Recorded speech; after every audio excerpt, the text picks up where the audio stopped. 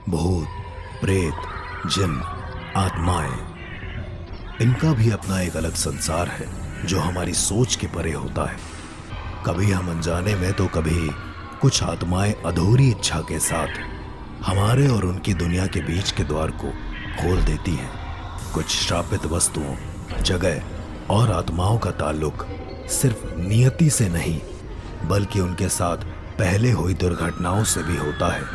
कहा जाता है कि कोई भी कहानी, घटना या अंधविश्वास तब तक ही रहती है जब तक वो आपके साथ ना हुई हो।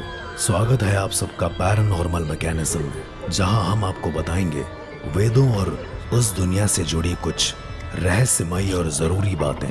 तब तक के लिए पैरानॉर्मल मैकेनिज्म से जुड़े रहें, क्योंकि वो होते हैं।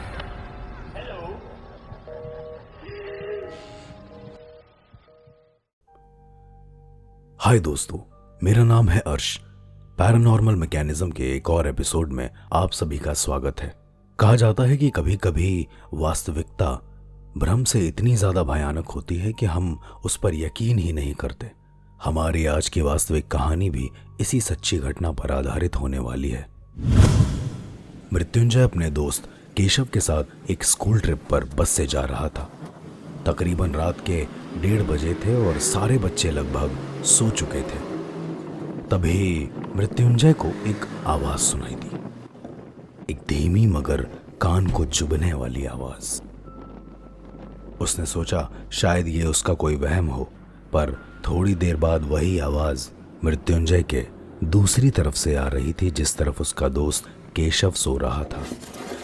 बस में एकदम घुप अंधेरे की वजह से आसपास बैठे बच्चे भी ठीक से नजर नहीं आए, तो उसने घबराकर जोर से चिल्लाकर आगे बैठे बस ड्राइवर से पूछा, भैया भैया हम कब तक पहुंचेंगे?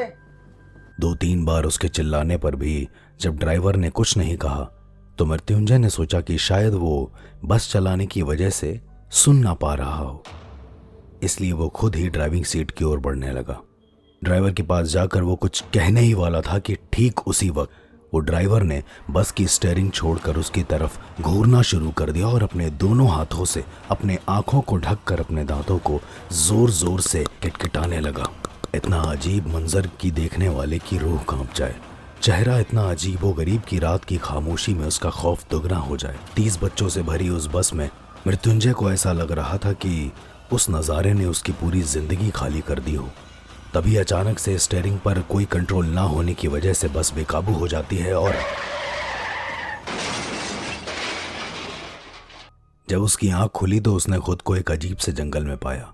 वो ये साफ महसूस कर पा रहा था कि उसका शरीर एक्सीडेंट की वजह से बुरी तरीके से टूट चुका है, पर गौर करने पर उसने देखा कि उसके शरीर पर एक भी खरोंच नहीं आई।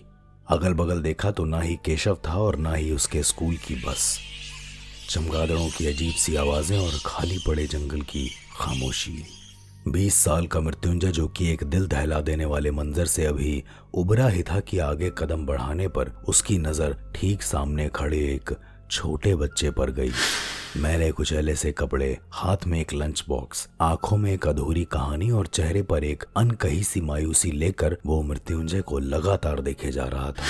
ताज्जुब की बात है कि इतने भयानक जंगल में ये छोटा बच्चा आया कैसे। इतने सारे सवालों को मन में रखते हुए मृत्युंजय जैसे ही आगे बढ़ा, सामने खड़ा बच्चा अपनी आंखें तरेर कर पीछे हटने लगा। उसका चेहरा मानो हर पल कुछ बयां करना चाहता था। चेहरे पर एक अधूरी दास्तान को लेकर वो सामने बने रास्ते की ओर तेजी से भागा। उसको रोकते हुए चिल्लाते चिल्लाते उसके पीछे मृत्युंजय भी बेसुध होकर जाने लगा। अरे रुको, अरे कौन हो तुम यार? अरे रुको तो, कहाँ भागे जा रहे हो?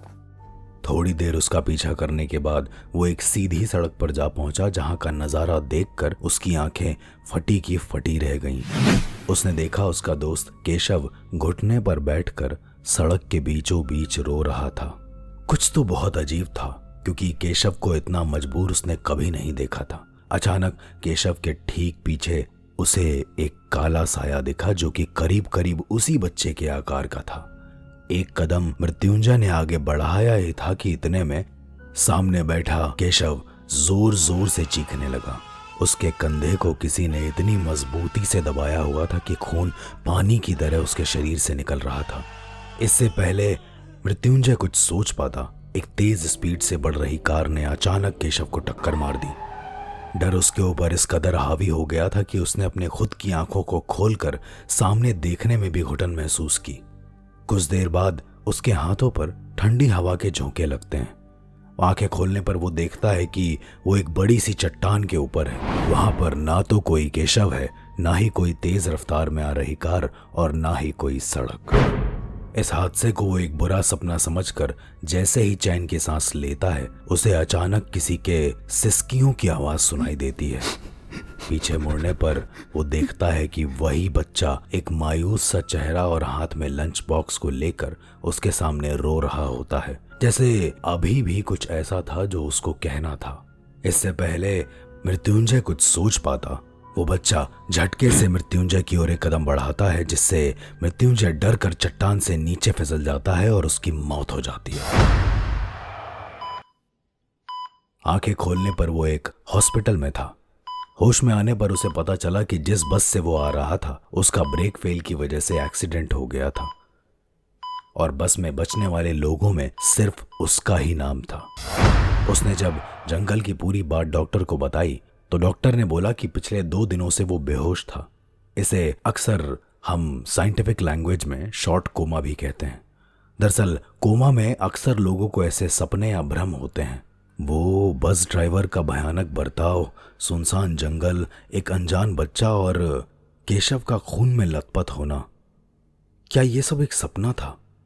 वो इस कश्मकश में उलझ ही रहा था कि तभी उसको यह महसूस हुआ कि उसके दाईं तरफ से कोई गहरी सांसें ले रहा है। पलट कर देखने पर वहां वही बच्चा खड़ा होकर तेजी से अपने दांतों को पीसकर अपनी उंगली से बेड पर लेटे मृत्युंजय के बाईं ओर इशारा कर रहा था। बाईं ओर नजर घुमाने पर मृत्युंजय की नजर उसके पापा पर जाती है, जो काफी वक्त से उसके होश में आने के इंतजार में उसी कमरे में थे। वो कुछ खा रहे थे शायद, हाथ में उसी लंच बॉक्स को लेकर जो मृत्युंजय ने कुछ वक्त पहले उस छोटे बच्चे के हाथ में देखा था। और उनके पापा उसकी तरफ देखकर मुस्कुरा रहे थे। अब ये हकीकत था या भ्रम, इसको पता करने के लिए सुनते रहिए पैरानॉर्मल मैकेनिज्म।